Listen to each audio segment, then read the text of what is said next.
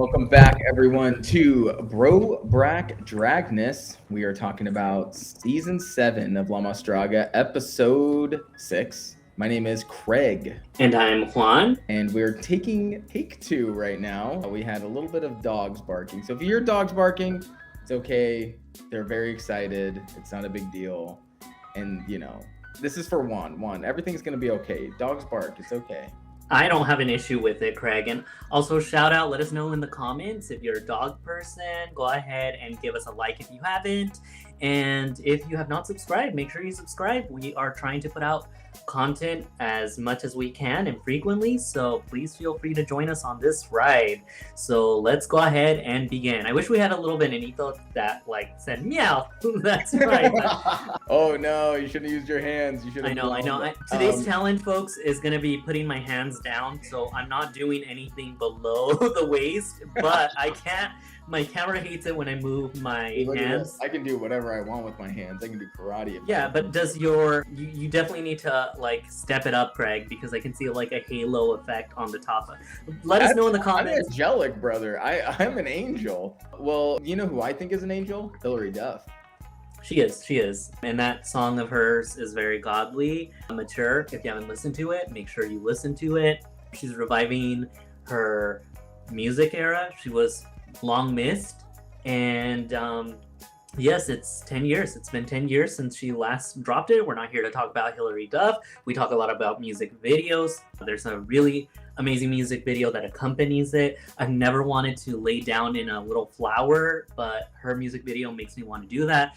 Join us when we return to our streaming music video thing that we do, which is what our channel's mostly based off. But today we're talking about Más Draga, episode 6. Yeah, a pretty interesting episode. Jenna Carmona talks about what the theme of the runway would be, but I think the headline is kind of this fun Pokemon bigger challenge that they're going to have for the day. They're split into 2 teams, I believe chosen by the Gold Seal owner.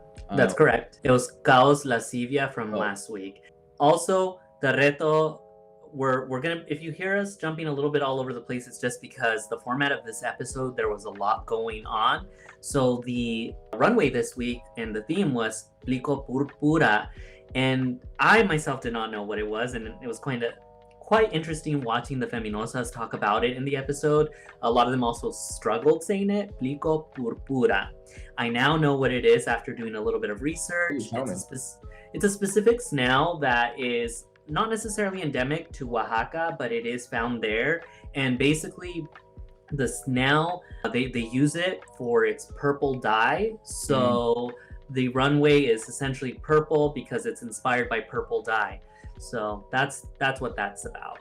Interesting. And then, like my co-host Craig said, they also had a mega reto that dealt with, it was like the music challenge, and the theme was Pokemona Mamonas, which was fun. It was fun to see the different Pokemon choices, which I'm sure we'll get into, and I'm sure you and I will have very strong opinions on. But a lot of, we're not talking Pikachu and Charizard. We're talking some deep cut Pokemon, which I was very happy to see. So anything with the beginning of the episode?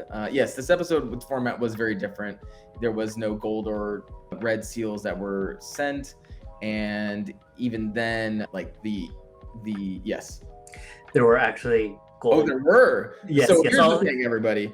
I don't know Spanish, and I have to watch things with the subtitles. This episode, for whatever reason, did not have English subtitles. I was so upset because not only do I need the subtitles to watch the episode, the subtitles for the show, when they're done in English, are incredible. It is so good. They're funny, and it's not just some sort of Google Translate. They are very funny.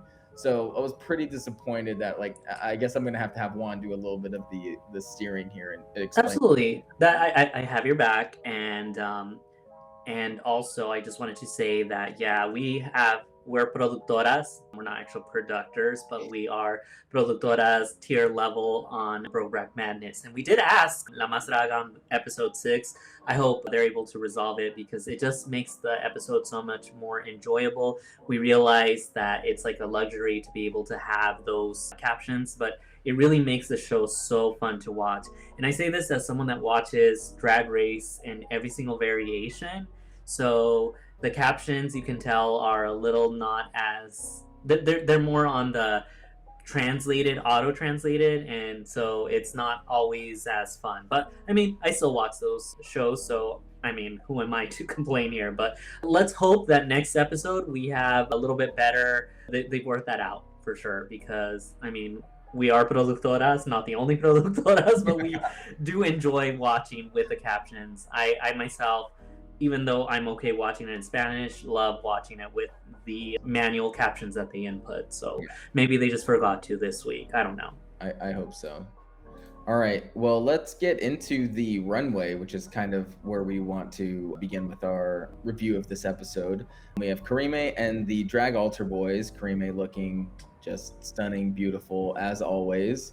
And the Drag Altar Boys are looking beautiful, stunning as always. It's just Toxico? You don't want to give any love to the other two?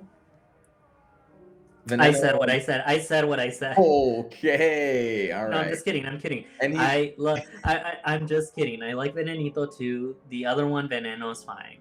Let me just say this: when Toxico gets the mic, I'm cringing a little because I'm really worried about what he's gonna say. So, you know, it's fine. It's good. Good for him. All right. I think, well, no, we still have to talk a little bit about things, because I wore my jean jacket. It's not Levi's, but in tribute to Karime Pinter on this episode.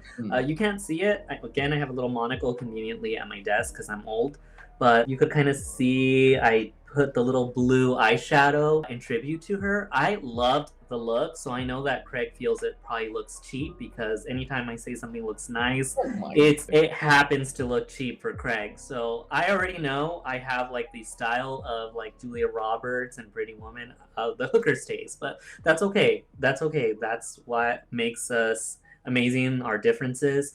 As far as the Altar Boys, why do you have a monocle? Because you never know when there's talent that needs to be seen, and so you never know. And also, Toxico, like, I always need to get a good look. And I'm happy to report that I'm back to feeling really good. Like, Friday, we've forgiven you. We're starting clean slate, you know. Hey, and what you know, time solves all problems, doesn't it? It doesn't. Actually, like, I wouldn't mind being anybody's Eskimo sister. I think I speak for all of us when I say that. Yeah, I agree. All right, moving on. We have our 4 judges, including our special guest judge, Maria Leon. Any thoughts on any of these looks? Let's always does an incredible job. I don't know. Again, I can't speak Spanish. It looked to me very much like the Powerpuff Girl character, him. Yeah, it is him. And I don't know if Lital made reference to that. She did. Oh, she did. Okay, great. Yeah. She said she was feeling very him. Yeah, so the looks, let me begin by saying I always like all their looks. I loved the Powerpuff Girls. I think they were just so, I don't want to say they're the originators of girly pop, but they really did give us gay boys and girls, like, just, you know, we're in a world with Johnny Bravo and all these dumb characters. Like, it gave us representation. So I'll always appreciate my Powerpuff Girls for that. Well, first of all, Johnny Bravo was a champion of women. He was, if you rewatch it, give it a rewatch. Give Johnny Bravo a look. We don't need a savior, Craig. And if we're already going to be, now I need a certain person that was putting sound effects right now. Should I just go live on Twitch right now so I can hear the crickets? Right. But no, I'm just saying, like, it was cool to have girls be like the heroes and all of that. I know, and it wasn't just for the gay boys and the girls. I love Powerpuff Girls. Huge fan, big, love Blossom, love Buttercup, love them all. I didn't really like Bubbles. She was just Bubbles. No one liked Okay, Bubbles. Great. So we can agree on that. And no, you're right. It was for everyone, and I am glad that you were able to watch it without, like, it wasn't like perceived as, oh, you're gonna turn gay for watching it. So I mean, it's just a silly thing, right? But anyway, let's go ahead and just say the looks were all pretty good. the critiques, I'm a little bit side-eyeing Natalia, so I'll explain a little bit later when we actually talk about like the contestants and the runway. She's starting to irritate me. Yeah. A little bit, just a little bit. Like, I understand her purpose, but I don't like necessarily the delivery sometimes of what she's saying. And then the other thing that I wanted to point out was Maria Leon. She was a really, really fun judge. I really wish they would have had the captions, Greg, because she was actually very involved. She had a lot of really good feedback. So I have to say that in the wake of all the other judges that they have brought, I feel like so far they have not missed. Let us know in the comments if you feel otherwise, but I think they've picked really good judges this time around. Yeah, for sure. All right, let's get into our actual grades and the actual runway. So Calypso, I heard the dog, it's okay. Just a couple words. Juan, you're gonna have to lead off on all of these because I didn't even really take notes because I couldn't. So yeah, my co-host did watch it. Just so you guys know, this isn't like a very last minute. We watched it together. I tried my best. It's hard to watch and also kind of like translate at the same time, but I'm going to go ahead and help us lead this so that we can get this together because teamwork makes the dream work. Is that what the saying is? Yeah. So we start with Calypso, and it's kind of like a warrior-esque. This is for the Plico Purpura. So all we're looking at here are looks that are purple, violet, and they incorporate it. She gave us a little bit of a story with a warrior. If I'm recalling correctly, Maria Leon just said, like, you need to develop the story a little bit more, but all in all, it's a really great look. So I found myself kind of nodding to that because when she went to the very end of the runway, she just pulled her swords and kind of just waved them a little bit. So I think if there was a little extra, it would have taken her runway look to another level. But all in all, amazing look. She's really showing that it used to be the House of Seafood, but now Casa de Arte is just, they're very strong, and she's the top contender in this competition. So I want to say I'm going to give it an A, the look. Yes, I agree. I think it's an A, and slowly becoming a front runner for the show, which I don't really think of Calypso as one of the front runners, but maybe I need to change how I'm thinking of this contestant moving forward. Doing really well. To be fair, it seemed like in the beginning of the competition there was a lot of like barriers that she was kind of doing to herself, but it seems like whatever she's been doing these last 2 weeks, she's on path to really maybe make it to the finals. Nice. Yep, I agree. All right, next up we have Moon. Moon had a kind of an interesting 2 looks. I think it transformed from this kind of hat with the mask into this more venomous creature. I believe stuff was even coming out of her mouth a little bit. What did you think of this look? I loved it. I have to say that, remember, as I mentioned in previous videos, go ahead and give those videos some views if you haven't already, or even if you have. I had mentioned that I love to be gagged and be wrong. I know I had kind of mentioned a little bit of disappointment towards Miss Moon, but she won me over this week. Her look was incredible. There was a story to it, and she wasn't actually the person with a mask. She was actually in there, and then when that dropped, right, she gave us this goblin, and she was underneath it. Yeah, that was cool. Really, really, really good. I mean, this was the 2 arms in front, and it wasn't the 2 arms in front. Okay. She crawled. Yeah, it was really, really good. So we're starting really, really strong with Calypso and Moon, but I'm gonna give Moon actually an A+. I was really hard on her last week, but I really, really liked this. I think that this is the Moon that I've been wanting to see. Interesting. I hate giving 2 A's in a row, but I think it makes sense. There's no rule against it. Nothing will happen. I mean, as we all know, the central limit theorem, things behave in a kind of a normal distribution sort of way. So I can't give everyone an A, or else it doesn't really follow the kind of Gaussian curve that we're kind of talking about. That as more data points are put into a system, that they kind of follow this kind of natural curve.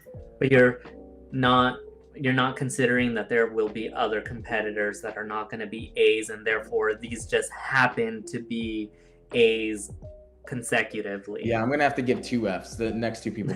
All right, we'll see who gets the F.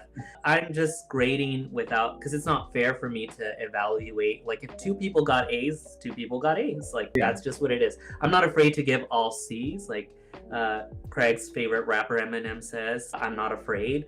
But we'll see. Let's see. Let's move on to the next one. Who's my favorite rapper? I don't know. Eminem? I've never heard of him. All right.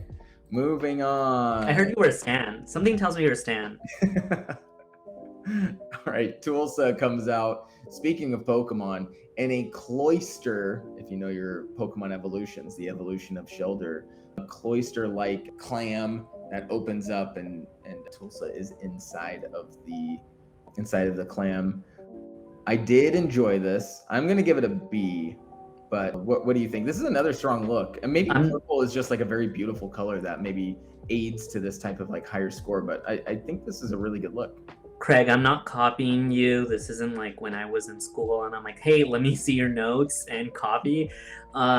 This is more so for my own, but I can justify it as a B because last week Tulsa was actually an A for me. And I mean, I guess for Craig, we're copying each other's grades here, but I actually had already thought why I wanted to give her a B. While I thought her look was really strong, I'm not giving her a B because I already gave 2 other A's. I'm giving her a B because the other 2 A's exceeded my expectations a little bit more than what Tulsa was able to deliver. And maybe it's just because I'm thinking of what I would have done, which is always a really bad thing because it's like, I don't do drag, I'm terrible with art, like, or whatever. But what I would have done is, they want a story? Fine, here's my story. I'm a Shelder. And then I would dress Toxico like Slowpoke. And what does Shelder do to Slowpoke to evolve? He eats his So that is exactly which let me tell you, Craig, this has happened on a runway. Let me just say this. I don't think that's even canonical in Pokemon. I think Slowbro evolves because he gets his ass eaten. I don't think that's how Shelder evolves. But hey, I don't know. But it's like Shelder eats the Slowpoke, Craig. You know, speaking of, if you're going to get me on Pokemon lore, one thing that always bothered me even to this day, but especially as a kid, was when Slowbro would, I think there's one of the episodes where he dips his tail in and then he comes up and it is a Shelder biting onto it. And it's like, oh, look, he evolved or whatever. But the thing is if you look at a Slowbro's tail, the actual evolution of Slowbro, it doesn't look like a Cloyster or a Shelder. It looks... No, you're right. It's like a weird version of it. So I'm just saying for the purposes of... No. This isn't a dig at you. This is a dig at Pokemon where like canonically and important, like in the Pokedex, it says this is Shelder, but I don't know. It doesn't really look like Shelder.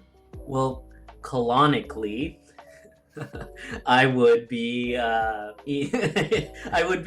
biting Toxico's Slowpoke tail. Right. And okay, got it. And is it important for him to be in all pink and you also in a Shelder costume? Yes. Well, also I did like the Tulsa ball gag, so I probably would wear that. But okay, great. Let's get a bite with the ball gag in your mouth, but I know, but other than that, like I feel the look was good. I just feel like if you're gonna commit to the lore, I know she was just loosely inspired, but maybe do a little bit more. Maybe you don't have to do my idea, but just, you know, I was so excited to see the Cloyster shell outside that when she revealed herself inside, I was hoping that she kind of paid more homage to Cloyster, and she didn't. So that's why I'm giving her a B. But it's not bad. It was a good look. I asked this question, but like, I think I have a kind of an idea of what everyone's personalities are like. Mm-hmm. What do you think of Tulsa?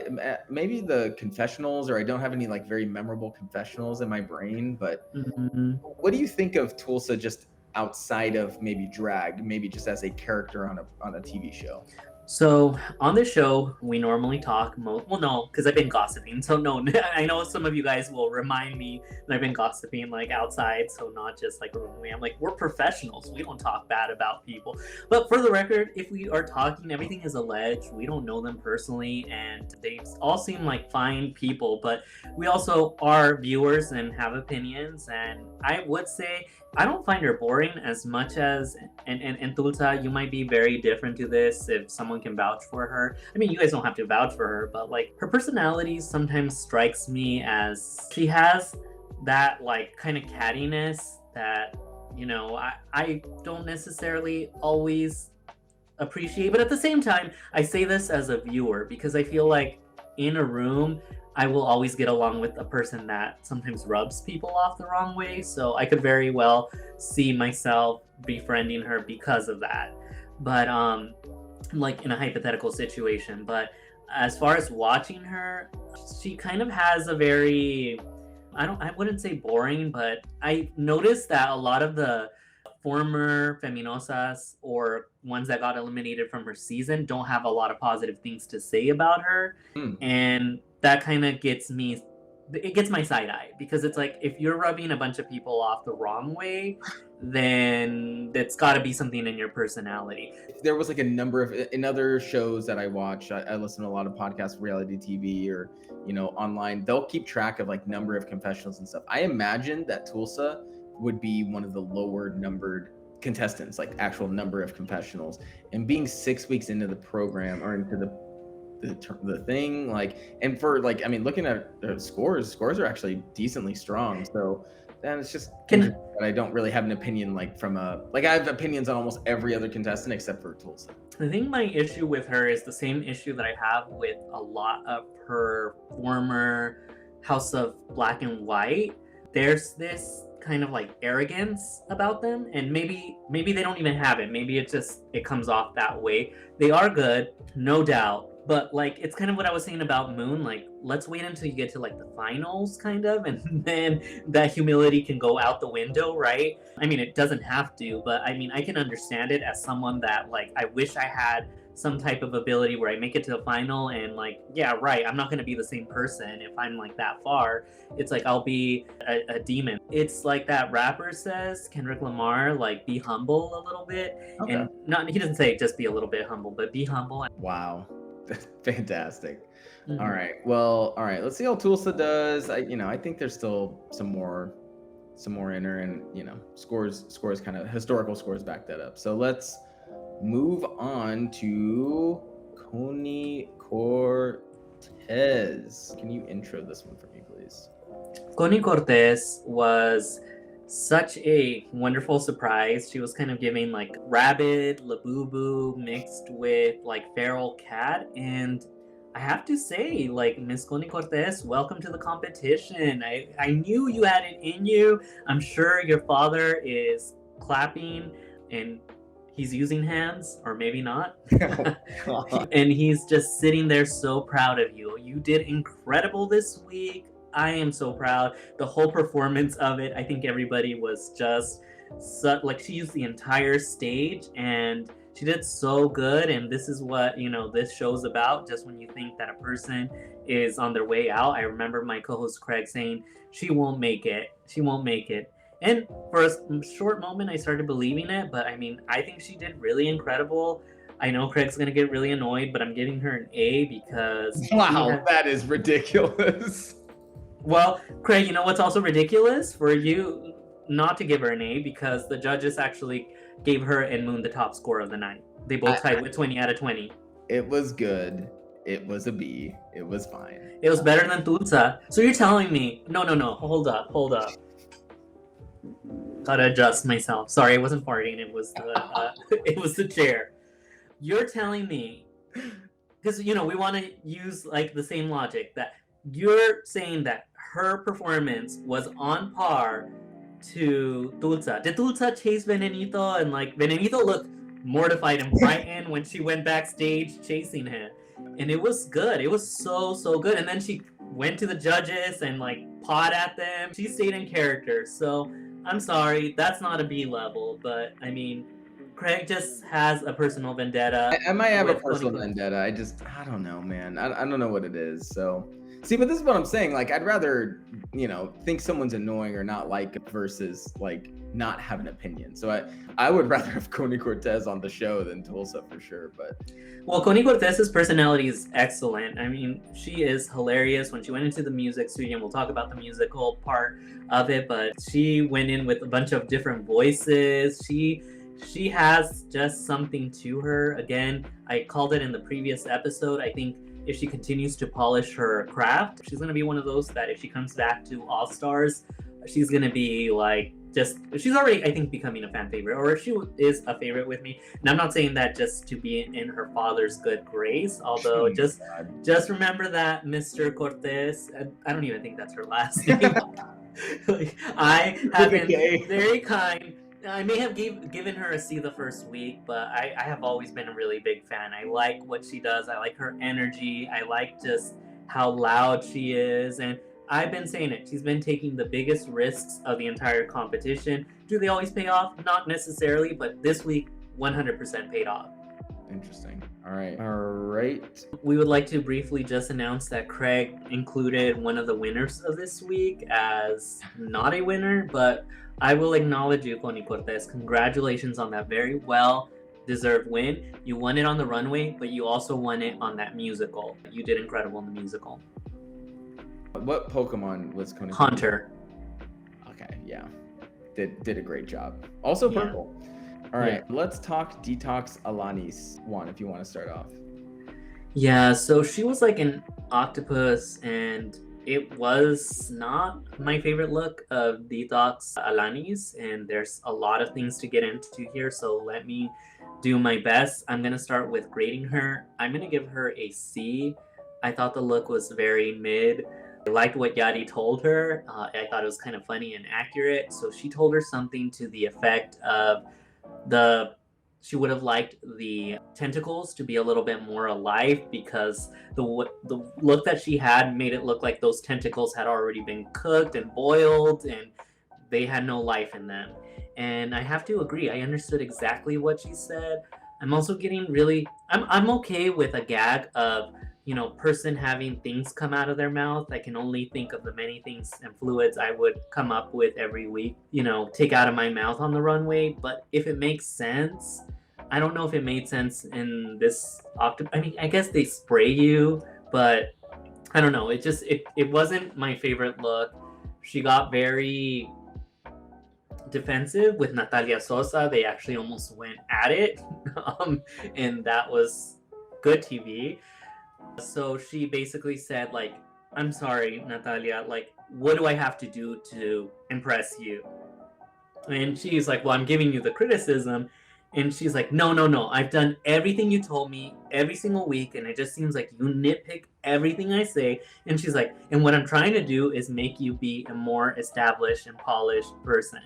So I guess this is a good moment to ask you guys and ask Craig, like, whose side are we on? Are we on Detox Alanis or Natalia Sosa's? That's interesting. I do think Natalia Sosa can be a little abrasive with her criticism. I think Detox does get a little sensitive. She's probably the person who takes criticism kind of the most personal. To be fair, though, I feel she is one of the ones that so far has warranted a lot of criticism, like on some of the things, because like if you're not performing, like let's compare her look to the people that we've given A's and even the people we've given, or I mean, I can't assume you're going to give her anything lower than it. Oh no, I got C. Okay, all right, sorry, I didn't want to just presume, but I think it's very clear this look is not on the level of her peers. So it's like, if anything, maybe it doesn't have to be delivered in the most abrasive way, but you have to do something different, or otherwise you're going to get eliminated from the competition. And ultimately, those judges are the ones that determine your placement. So I don't know. I think there's something to be said. Maybe they're not always going to follow all these tips moving on as they polish their own craft and they leave this competition, but maybe there's something worthy of taking in instead of getting very defensive, is what I'm thinking. Yeah. Because worthy of noting that Letal has also been very critical of her. However, when she's done some of the things that Letal has told her to do, she has gone like, oh, see how like you were getting better critiques. So I could see maybe feeling a little bit targeted by Natalia Sosa, but let's not forget Natalia Sosa also had a lot to say with Greta Green getting eliminated, and Detox is still in the competition. So I don't know. I would just choose to kind of hear a little bit and be a little less defensive with the people that are going to determine my spot there. Got it. All right, well, we'll keep an eye on that. Let's move on to Kaus. Let's see. Okay. Well, you didn't like the bodysuit. I thought it was fine, but basically what she was a flower, and then Toxico, had a hummingbird that sucked the flower. I think one of the criticisms of the judges, and I think it came from Letal, was basically the piece. Like, she should have like maybe made her center of her face a little bit more yellow, just because it looks like it's not the center of the flower, and then it feels a little crooked. So I kind of agreed a little bit with that, but I didn't think the look was so bad. I think my only qualm with it is that it feels like her look that won her the challenge last week. So I didn't, unlike my co-host, and that's not shade to you, Craig, I didn't think the bodysuit was that bad. I just thought overall it was very safe, and so I'm gonna give her a B-. B-, okay. Yeah, I'll keep with the C. Yeah, the bodysuit was just particularly bad, but I do like the prop of the hummingbird, and Toxico always does such a great job, when he's on stage, doesn't he? Absolutely. Like, he did really good with like the hummingbird sucking, like that suck. He's that really suckage good. power, like a lot of suction there. Yeah, he knows what he's doing there. All right, let's move on to Brighty. Brighty was in this. The thing that I remember mostly was how rigid and like it didn't really flow, these metal things that were kind of off, right? Like I don't know. I think Brighty is maybe one of the weaker contestants remaining, but that's just me. Before my co-host starts these rumors, you guys heard it from him, not me. Well, I'm see, by the way. You guys are hearing it from him, not me, because last week he was trying to accuse me of being biased against Brighty, and I mean, it's not that over it. Hey, he's got game, but damn. I didn't say he didn't have game, Craig. I just said most of us want to be her in that moment. Got it. And that said, yeah, it wasn't the strongest look, but it wasn't bad. I do think that because she is like a baby drag, like it is kind of, a lot of it is on her being in the competition is hanging on her personality, which seems to do her pretty well, because she should be in the bottom more often from just the makeup look. But I think what saves her a lot is just her personality. I did like there was a part where she had, I don't know if I can say it for what it's called. The pews. No, I'm not gonna say it. I'm gonna say it. When she had the pews, and she just kept pointing, and then Letal was like, "Are you pointing that at me?" And then she pointed it to herself, like, and pretended to shoot. So very funny with the pews. Well, you should never point a pew. And I was always told that growing up. I was never allowed to point a pew somebody else. Craig, pew, because it's YouTube. Oh, and I don't. A pew. What grade are you giving? I'm gonna give her a C-. I thought it was better than last week's, but not by much. And I know they liked her a little bit, but I'm like, I didn't quite, like, I know she's trying to like go on this brand of Wucho and all of this and that and the gold pews, but I'm like, it's fine. It's fine. Pretty bad. All right. Next up, we have Candela Yeye, who notably had a flame portion prop. She's a flamer. Well, you said that. And she was doing a lot of tricks with it. It was pretty impressive. I always get very nervous when these flames are getting near the edge of where they are coming out of the out for the runway. But hey, I'm sure they have Toxico Venenito ready with like fireman's gear on just in case, something bad happens. But I thought the look was a little bland. The performance obviously made up for it. So I don't know. I guess I'll give it a C. Only C. I mean, it was dangerous. Honestly, I was like nervous the whole time. Whenever dangerous. Okay. Sorry, dude. Okay, no shot. All those props there that are back there, all those beautiful props, the set of La Mas Draga. No shot that doesn't instantly burn up in flames, dude. All right. Well, that is wild. You guys heard my co-host just give her a C because of safetiness. Like, that is insane.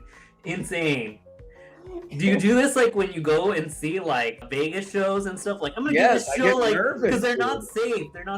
Well, that's why they are trained professionals. And I have to say that when I first saw Candela Yeyes, and I have this in my notes, that I had given her like a C, but actually when she started handling that fire, and I saw that there was a story associated with it, I don't think I've ever seen a queen that works fire as easy as she does. And I mean, she makes it look so effortlessly. I know that if I tried it, I would light the whole backyard of my house on fire. There's a lot of brush too, so I'm not going to do it, and I don't recommend it, and I'm not recommending any of you guys to try it at home. But she did such a great job that it was just kind of like, oh wow, I done what she did though. And what? I think I could have done what she did. Okay, let's try it next time we hang out. Great. All right, we'll see how this goes. This is gonna go great. But also, no, because you cannot be in one breath saying like, oh, I'm grading her low because it's dangerous. What is this? Like, you know, it should be. Here, let me say this, and maybe this is, again, you know, it's along the same lines of like me just growing older or something. I don't know what it is, but like my wife actually said that, you know, so part of our brand is that, you know, we talk about, you know, music videos or drag stuff, but also with the sports kind of like a theming or something like that. And she's like, the sports theming is like really weak. Like, you guys should talk more about sports or hit the sports thing more. So here, let me give you a little note about sports. That okay, because I got you. So all right, I'm listening. Sports and safety specifically. So I used to love football. I used to love American football. Like the Chargers are playing right now. I wish I was watching it, but I'm sure they'll beat the Pittsburgh Steelers. But like lately, the last few years, it's kind of hard to watch football because when I see like these big hits, I think these people should not be playing football. This is dangerous. We should not be encouraging this. So like, I don't know what it is, man. Maybe it's like life's too short, so let's not burn down the place or get CTE or something. But well, I was gonna mention that actually. So that's funny what's it called, traumatic brain injury. Yeah, exactly, dude. But there was just recently But Craig, you still watch a lot of sports, and sports injuries happen like a mug. Like they happen straight up in any kind of sport because our bodies are not meant to like withstand all that like training and I'm not even.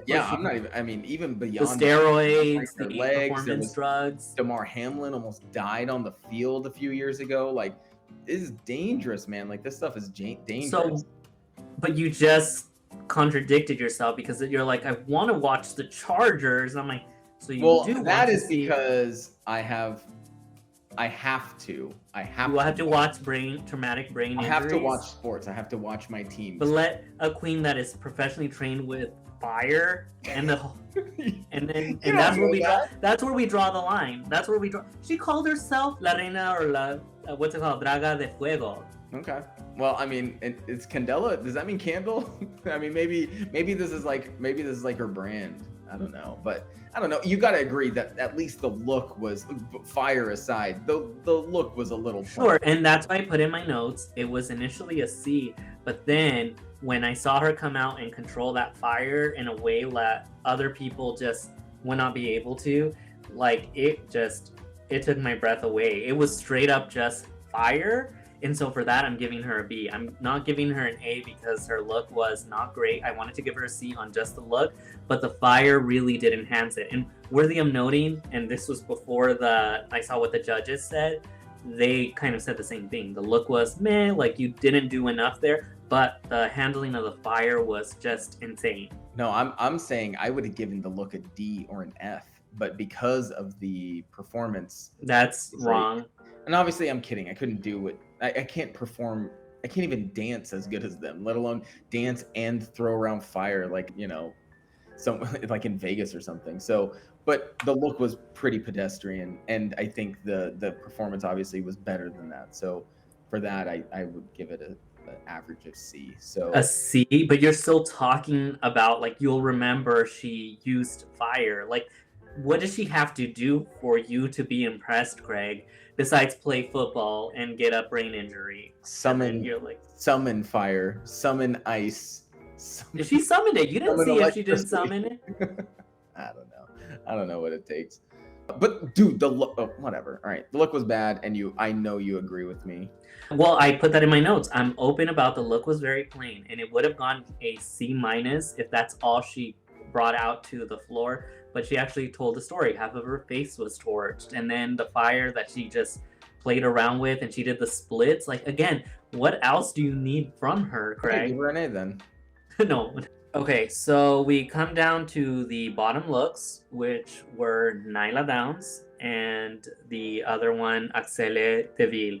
For Nyla, the musical aspect of it and the runway, well, the runway wasn't enough to bring her down. However, the musical, she did gain another red seal. And as a result from the red seal, she already had one from the previous episode. So what we learned about this in our new rules, which are if you have 2 red seals, it doesn't matter, you're sent to the bottom. And so Nyla, with a score of 16 out of 20, had to, so you want to burn the red seals as much. Burn them like Candela Yeye. That's what I would have done. I would take my 2 seals and burn both of them. And then if not, you go straight to the bottom. There's no negating that. That's funny. Okay, yeah, because I was gonna say I really enjoyed this look. It was I forget what it's called, but Katrina. Yeah, it looked great. I love the construction of the skirt. I think the hat gimmick was great.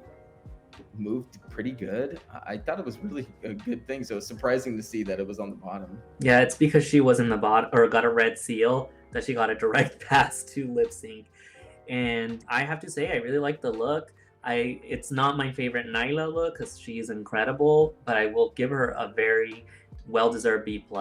Okay, yeah, I would say it was a B as well. You know, definitely above average. I love this color is a very beautiful color, and it's a very specific purple. So, but how safe was it?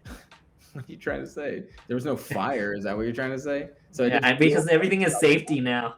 Good. Safety is cool, you guys. Like you and your like dude friends weren't like jackass back in the day and like shopping carts and like punching each other in the balls. Did we jump off trampolines and do swanton bombs? Yes. Did we 3D each other through tables? Yes. Did I play nutball, which is where we stand across about a whole room's length away, and you throw a tennis ball all the way across, and you have to have your hands behind your back, and there's nothing you can do, and the point of the game is to hit each other in their balls. Did we play that game? Yes. A lot of balls. A lot of balls. I did all these things, and I've grown up, and I'm pro safety now. So just call me safety for now on. That's the name of the game. Okay, well, let's go to our loser of the week, which is insane to me, Axelle Deville. She was probably my favorite cast member on the cast, so very bummed to see her gone from the show. Does she deserve to leave this week? Does she deserve to suffer? Should she suffer? I don't think so. I do think this look is pretty weak. In fact, sorry, my fault. This is an F for sure. Oh my goodness! Wow. This is the one where when she was walking, you could see her black undergarment of some sort. Like, I don't even know what it was. It was so poorly constructed. It was really, really bad. The makeup is horrible. It looks like it's unfinished on the bottom. Truly, and like it almost looked like everything about it was not done correctly. So, but then this is where I get into kind of the philosophical or the general theming of what these shows are. Do you need to take in history with this? Because clearly, history. Just for the what Axelle has done in this episode, at least according to me and Juan, pretty good. I mean, maybe except for last week, and maybe this is like, don't have 2 bad weeks in a row. But like unalived. Some of the most like cool looks have come from her, and it's a huge bummer. And she was great in confessionals and so interesting and so funny. It just, maybe I'm more upset that she's gone, but if you're gonna go, you're gonna go because of this look. It was bad, dude. It was really bad. Well, let me just begin by saying, like, you haven't had a garment showing from your past. No, never. Oh my goodness. That never applied to me because that wasn't my thing, but like I was known in track and cross country to wear like my lucky red briefs that would always poke out of like my little short shorts, like everyone knew that it was like my lucky pair. So you're also known to show your I don't know if I've seen red, but I have seen other colors of yours. Oh no! This was when I was in cross country. No. What I'm saying is on other nights, I think you've never done a red, so I don't know. I don't know what briefs are. Yeah, but I've been showing I've been exhibiting myself for many years. So, I mean, not that I'm very old, but you know, I'm just saying that I've had many moments like that, and so I understand, Axele, like when the garments stick out. I think in my case, it's more of a deliberate thing, kind of like if anybody has watched that Kim Kardashian All Is Fair, great show. It has a 0% on Rotten Tomatoes, nice. And there's a part where she has business in the front and then she has a whale tail in the back. And nice. I just aspire to have that look going on for myself. But again, she was a favorite. I can concur with that. I liked her. I didn't think it was her time to go. I think I was really shocked that we had Naila and Axele in the bottom. I don't like the whole idea of the red seal thing being explained after the fact, because I wish if Naila would have known that, maybe she would have burned her red seal when she could have, instead of just accumulated it and gone straight to the bottom.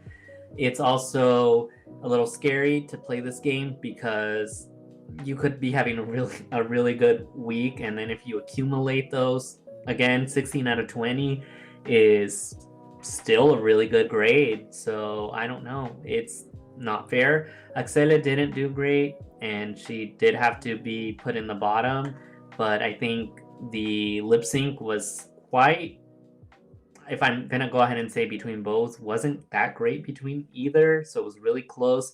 But I think it was just a lot of shock that both of these two must have been in, as well as the audience, and it was a rough one. Yeah. And so when both had to go, it was kind of like, who do we keep? I think Craig Herstory was considered, but it's such a tough one. You had two really strong ones. I don't know. Axele gave it her all. Let our record reflect that we are a really big fan, and yeah. I do think that La Más Draga kind of fumbled it with her, but I don't know. I do think this look was not a great look either. I don't want to give her an F because I respect her craft a lot, but I do think it was sloppy. It was not cohesive. I think she had mentioned that in the confessionals, that the look wasn't really well put together. It was kind of very last minute, and you can see that. So I'm going to give her a D. Yeah, I think she would definitely agree with you. Yeah, it was just sloppy and just a tough week to have a stumble. So, condolences and all that.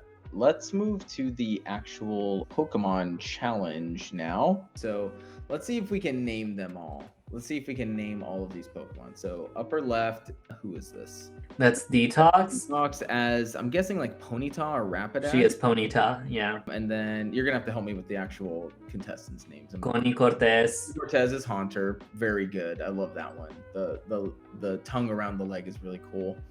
Who's in the middle? Righty Stun. Righty Stun. What is this? Is this Vulpix?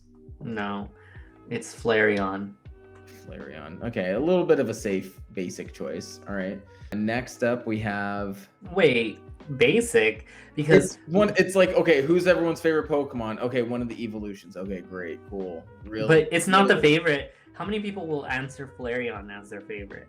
I bet you it would be more than my favorite Pokemon. Yeah, because nobody likes that one, Craig. Like, I think you just like it ironically because people don't like it. There's a reason why I love the Pokemon I love. You want to talk about freaking picks? Your pick for favorite Pokemon are insane. Okay, so you were fourth over. Who's Mr. Mime? Mr. Mime is, what's it called? Calypso. Okay, Calypso. And then, what is this one? Ampharos? Ampharos, yeah. Tulsa, okay. What do you think of this first team before we move on to the next? They were incredible. I liked their song. I have it in my head, Te Caché con la Trans. y el Chacal, and I liked the moral of the song and the story, and it was really, really good. The dancing was in sync. Yeah. They were serving it all. I really loved Gengar, or Connie Cortez as Gengar. I felt like her energy was on another level, but I think all in all, they all had really great energy in this team. I also thought that it was really funny that Calypso had talked about, I'm going to continue the tradition of letting, like, the House of Art or House of Cifer have always been known to not always do the best on certain challenges, this one being one of them. And actually, she did one of the best. She did really, really good. And yeah, that team really unalived the competition. God. You know, I was thinking, because I've been watching a lot of, speaking of sports, watching a lot of volleyball with my daughter. NCAA volleyball is out right now. And, you know, we'll watch like UCLA and stuff. And one of the things is like when someone gets a spike winner, it's called a kill. And I'm like, I wonder if they have to like blur that out when they're on like YouTube or whatever. I think this first team it wasn't even close. This first team was incredible. They did a great job, much better job than the second team, which had Vaporeon as, or who was Vaporeon? Vaporeon was Candela Yeye. Okay, and then who's Mewtwo? Is that Mewtwo? Yeah, it's Mewtwo. Moon. Yeah, okay, Mewtwo. And then Moon. Excel is Pichu. Yeah. And then Arceus, which is an insane choice, by the way. That was my favorite choice of the. It's not even. I hate Arceus as a Pokemon, but it's a fun choice to dress up as. We dressed up as Arceus. Nyla Downs, and then Arbok was Chaos Lascivia. Yeah, another kind of safe-ish choice. All these choices I would say are pretty safe, except for Arceus. Arbok isn't safe. It's in the original series. It's Jesse's Pokemon. That doesn't mean it's like a popular one. I think it is a popular one. I remember one time I was driving to my grandma's house. It's a very long drive. It's like a 6-hour drive or something, and listening to AM radio when I was a kid. And it was when Pokemon had just came out, and this AM like pastor or something was talking about Pokemon, and he was giving all these reasons why Pokemon is demonic. And one of the examples he cited was Arbok specifically. And he's like, only the demonic use words that are spelled backwards, like Cobra. I'm like, Arbok is Cobra backwards? That's sick. And now look at you, just as you have turned the other way from safetiness or lack thereof, now you've turned... Honestly, Pokemon is probably the reason why I'm not a religious person anymore. So maybe he was right. I mean, maybe I need to forget Pokemon. You already have. You don't play Legend, so I mean, in that sense, it's not a mainline game. It's not canon. So what Pokemon would you be? Well, first and foremost, there would be a lot of layers to it because I like a little bit of, depth. So there would be a shininess component to it. Probably a Heracross, and then I would pay attention to all the details and make it a heart. So I'm a female Heracross in drag, but I don't have the skill level for that. So Wobbuffet. Doesn't Wobbuffet with the lips would be pretty cool. Mm-hmm. I like the Pokemon that have a different look for the different genders. The ones that are like the same are like boring. I don't know what I would be. I wouldn't be Galarian Rapidash, that's for damn sure. Yeah, well, I love Galarian Rapidash. Yeah, what would you be? Because based off what you're saying there and that subtle shade, it's like, well, what would you have been? I don't know. It's kind of hard to do a human version of a Pokemon. Probably the Evolution. They did it. A nice pick. After you just basically said, that's what everybody does. Beedrill's my favorite Pokemon. I guess I would do Beedrill, but I don't even know. Because he can do drills on the hands. It's pretty cool. Maybe an Mega Evolution would be kind of cool. Yeah, it depends what evolution and Mega Evolution. Sorry, let me give you the answer that you're expecting me to give. Maybe someone like Lucario or like Rayquaza or like... That sounds about right. Groudon or like... Machamp. Mega Mewtwo X because he's jacked. Machamp. Machamp's cool though. Yeah, see, I knew. They did that one for you guys. We're at the part where there's 3 videos that you wanted to put here. Did you want to have a note for these, or you just wanted to show? I really liked that moment with Connie Cortez where she is ghastly. I think about it an unhealthy amount of times. Which one? Oh, so Connie Cortez, because I'm liking the Mr. Mime putting up the fake wall right there. It's kind of sick. I like the Connie Cortez. I could just, if anytime I picture Haunter using Dream Eater, that's what I'm picturing. Dude, I love Dream Eater. I used to think it was such a broken thing. I'm like, dang, a move that can heal you? Sick. All right, next. You know what would have been a good idea? So, La Más Draga, I know that most of you guys are not watching like the producers, but if you happen to be a producer and you happen to be Bruno and Carlos, go ahead and subscribe. But no, the bigger part is, you know how you guys can make the competition even a little bit harder? If on teams, you make them all be a type. Like, that would be a really cool twist, because that would like force everyone to have to like work as a team. And just imagine having to think of a whole team of like 5 people as the same team. Oh, it's funny. I don't think any of them were fairy, now that I think about it. Yeah, I would have picked Sylveon too. Sylveon's so cute. Oh, Sylveon's a good one. Oh, and isn't shiny Sylveon blue? Yeah, it's just the opposite. It's blue and pink, and then pink and blue is in the inverse. That'd be sick. All right, and here is, of course, Venenito as Meowth, who, of course, as always, every week, absolutely killing it. Incredible job. This flip is incredible. Can we get Venenito's PayPal, because I think he deserves maybe a tip. we'll figure it out. Yeah, they give everyone's PayPals except for all the contestants, I guess. But yeah, we need to show Venenito some love. The dude is absolutely killing it this season. But how are you feeling about the chemistry between Johnny and Alexis 3XL? It seems like Johnny is like reluctantly like, all right, and here's Alexis 3XL. You know, like, I don't know, maybe that's just the vibe that he is or something, but it does seem like he's very excited and animated when he first comes out, and he's like really commanding the stage and he's getting everyone involved. He's like, all right, and to talk about the challenge we got, Alexis.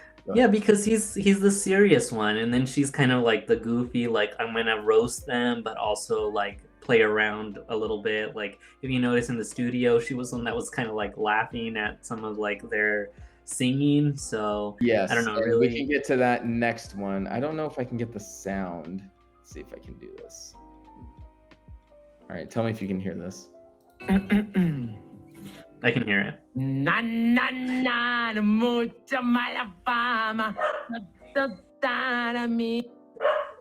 What did you think about the singing? I thought you know, we all have strengths and we all have weaknesses, and in an effort for safety, I would really encourage people to maybe put on some protective ear coverings when you're listening to that portion of the show. I disagree. I thought it was great. It was probably one of my favorite things ever, and I thought it was so funny how they made them all like choose a song that they wanted to sing, any song. Right. And you know, I would have chosen something that's within like my range, so something like Whitney Houston. Yeah. But yeah, sure. In both of our ranges. Yeah, absolutely. Or Jennifer Hudson, as you know. All right, as we do every week, we like to give a little bit of money to a contestant for, you know, one reason or another, for something that me and Juan particularly like. Juan, you want to introduce why we chose Calypso?